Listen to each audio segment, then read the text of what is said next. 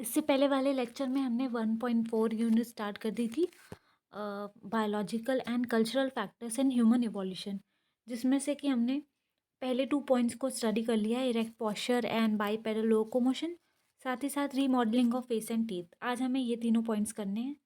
लेकिन इसे करने से पहले कल टीथ में क्या चेंजेस आए हैं ये मैं बताना मैंने नहीं इंक्लूड किया था, वो उसको देख लेते हैं पहले।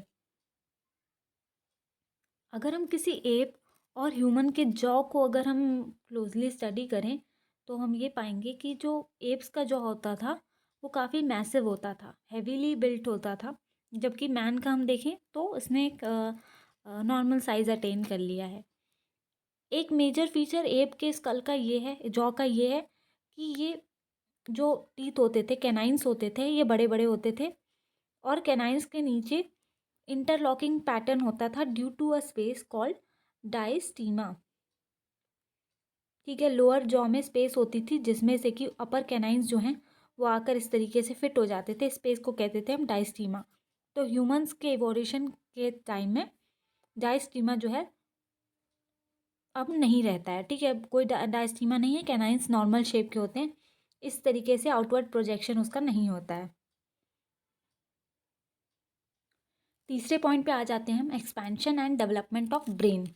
कैसे इवोल्यूशन में मैन का ब्रेन जो है वो डेवलप हुआ और एक्सपैंड भी हुआ। अब एक्सपैंड करने की ब्रेन की नीड क्या थी, क्यों हमने ब्रेन का साइज इंक्रीज़ किया।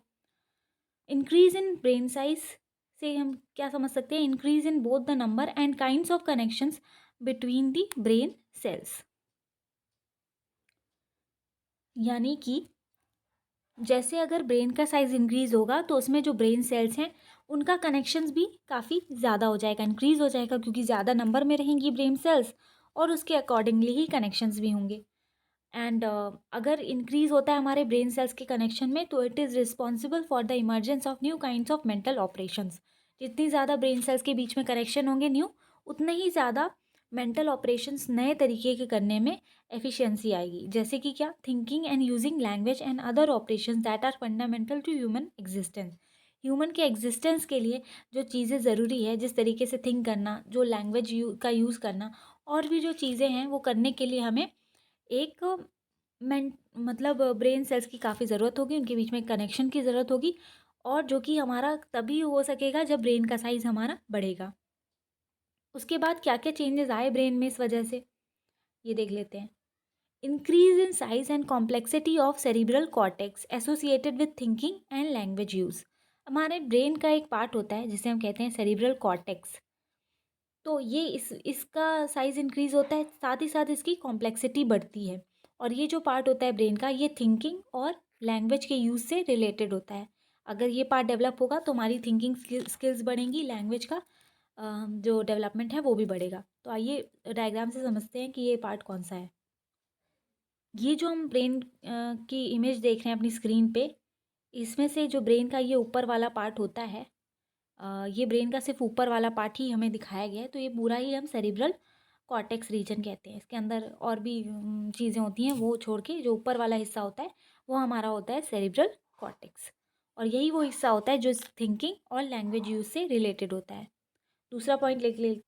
दूसरा पॉइंट देखिए, clear differentiation of separated association areas modifies the operation of nuclear zones. अब ये न्यूक्लियर जोन क्या होते हैं, एसोसिएशन एरियाज क्या होते हैं, ये समझते हैं।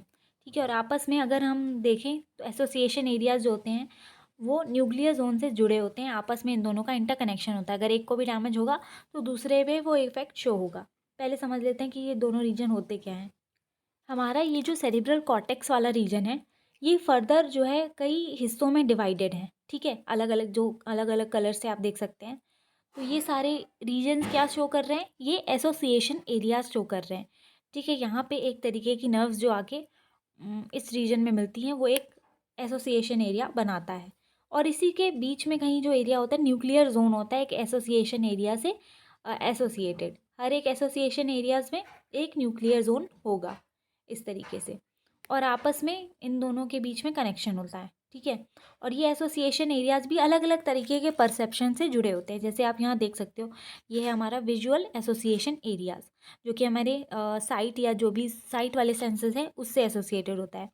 ये होता है हमारा सोमैटिक सेंसरी एसोसिएशन एरिया। जो भी सोमैटिक चीज़ें हम करते हैं वो इस एसोसिएशन एरियाज़ में प्रोसेस होती है। ये हमारा ब्रोका एरिया है, यहाँ पे स्पीच से रिलेटेड है ये। सोमैटिक मोटर एसोसिएशन एरिया, ठीक है, जितने भी हमारे मोटर फंक्शंस होते हैं वो सारे इस एरिया से होते हैं। तो एसोसिएशन एरियाज मतलब अलग अलग सेंसेस के लिए, अलग अलग कामों के लिए अलग अलग एरियाज होते हैं हमारे सेरिब्रल कॉर्टेक्स में। जैसे कि एग्जाम्पल देखिए, damage to visual association area, person can see the objects but loses the ability to identify them, the messages are still represented in the visual nuclear zone. अब अगर हमारा हम दोनों के बीच में कनेक्शन होता है, जो विजुअल एसोसिएशन एरिया है और जो विजुअल न्यूक्लियर जोन है, उन दोनों के बीच में आपस में रिलेशन होता है। अगर डैमेज होता है विजुअल एसोसिएशन एरियाज में, जो कि क्या काम करता है, जिसका मेन फंक्शन होता है कि जो भी चीज़ें, जो भी सेंस जो होता है साइट से रिलेटेड, जो हमारे विजुअल न्यूक्लियर जोन में आता है, जो भी हमें चीज़ें दिखाई देती हैं, उस ऑब्जेक्ट को विजुअल एसोसिएशन एरिया डिकोड करता है, उसके आपस में इंटरकनेक्शंस ढूंढता है कि इस ऑब्जेक्ट का क्या है, क्या मतलब है, प्रीवियस आपकी मेमोरी से कैसे जुड़ा हुआ है। ये सारी चीज़ें प्रोसेस करने का काम हमारा विजुअल एसोसिएशन एरिया करता है। लेकिन अगर ये डैमेज हो जाता है तो हम हमारे साइट का जो सेंस है वो विजुअल न्यूक्लियर जोन में आएगा, तो हमें वो चीज़ें दिखेंगी लेकिन हम उनको रिकॉग्नाइज नहीं कर पाएंगे, क्योंकि हमारा एसोसिएशन एरिया जो है वो हमारा डैमेज हो चुका है। तो हम ये नहीं पता लगा पाएंगे कि ये ऑब्जेक्ट है क्या, भले ही हम उसे देख पाएँ। नेक्स्ट हमारा चौथा पॉइंट है यूज़ ऑफ टूल्स। कैसे अब हम कल्चरल फैक्टर्स पे आ रहे हैं कि कल्चरल फैक्टर्स ने कैसे ह्यूमन इवोल्यूशन को बढ़ावा दिया, ठीक है। The changes that happen during evolution due to uses of tools. अब टूल्स को यूज़ करने की वजह से कौन कौन से चेंजेस हमारे अंदर आए जिसने कि इवोल्यूशन को अकर हुआ, मतलब जिसकी वजह से अकर हुआ। सबसे पहला क्या है, upright posture and bipedal locomotion to free one's hand to carry the tool. अब जब हमें टूल यूज़ करने पड़े तब हमें अपने जो हाथ हैं उनको खाली छोड़ना पड़ा ताकि हम टूल्स को यूज़ कर सकें। तो हम चारों पैरों पे जहाँ चल रहे थे वहाँ पे हमें दो पैर पे चलने की मजबूरी आ गई, क्योंकि हमें टूल को यूज़ करना है, ठीक है, और हमेशा टूल को अपने साथ में रखना है। दूसरा क्या है, commitment to use the tool. अब अगर हम टूल को यूज़ करना चाह रहे हैं तो हमें अपने कमिटमेंट करनी होगी अपने दिमाग से। तो हमें दिमाग का भी यूज़ करना होगा कि हमें ये टूल यूज़ करना है, और ऐसा करने के लिए हमें पहले प्लानिंग भी करनी होगी, टूल पहले से बना कर रखना होगा। तो इस तरीके से हमें इवोल्यूशन हमारा मैन का हुआ।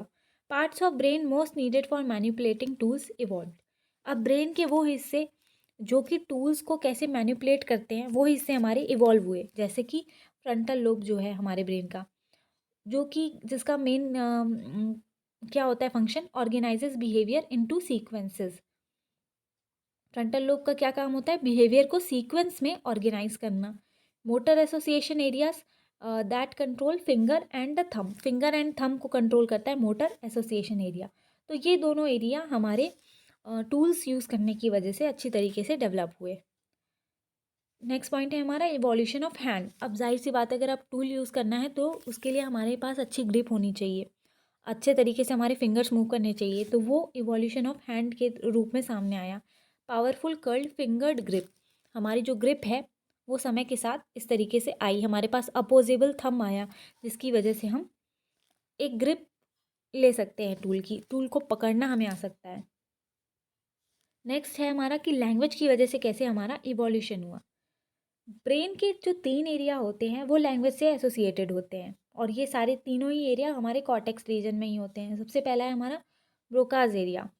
Broca's area activates muscles of the jaw, lips, tongue and लैरिंग्स। अब जब भी हम साउंड या स्पीच की बात करते हैं तो मेजर जो रोल प्ले करते हैं हमारे ऑर्गन्स वो होते हैं हमारे फेस की जो मतलब चीज़ें होती हैं, जैसे मसल्स हो गए, जॉ के मसल्स हो गए, लिप्स हो गया, टंग हो गया, ये सारी चीज़ें, लैरिंग्स हो गया, लैरिंग्स से साउंड निकलती है, तो ये सारी चीज़ें हमारे साउंड निकालने में हेल्प करती है। और ये इसको कौन रेगुलेट करता है, इस एरिया को, ब्रोकाज एरिया। दूसरा है हमारा Wernicke's area. Verbal comprehension takes place, verbally जो भी कॉम्प्रिहेंशन होता है वो इस एरिया में होता है। तीसरा क्या है, angular gyrus, link up between parts of the brain that receive stimuli from the sense organs of touch, hearing and site, ठीक है। अब जो हमारे सेंस ऑर्गन है उससे जो भी सिग्नल्स आते हैं तो उनको ब्रेन के साथ कोऑर्डिनेशन कराने का काम एंगुलर गायरस करता है।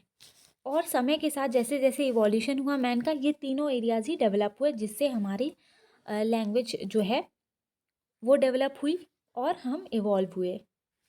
इस फिगर में आप देख सकते हो कि ये वाला जो एरिया है ये हमारा है Broca's area, production of speech से रिलेटेड है। ये हमारा वर्निक्स एरिया है जो कि स्पीच को अंडरस्टैंड करने का काम करता है। ठीक है, अब हम आते हैं कंक्लूजन पे। लास्ट में हम ये कह सकते हैं कि बायोलॉजिकल इवोल्यूशन जो है वो कल्चरल इवोल्यूशन से पहले आया, लेकिन कल्चरल इवोल्यूशन जब आया तो वो बहुत ही फास्ट था, बायोलॉजिकल इवोल्यूशन से ज़्यादा फास्ट था और प्रोग्रेसिव था।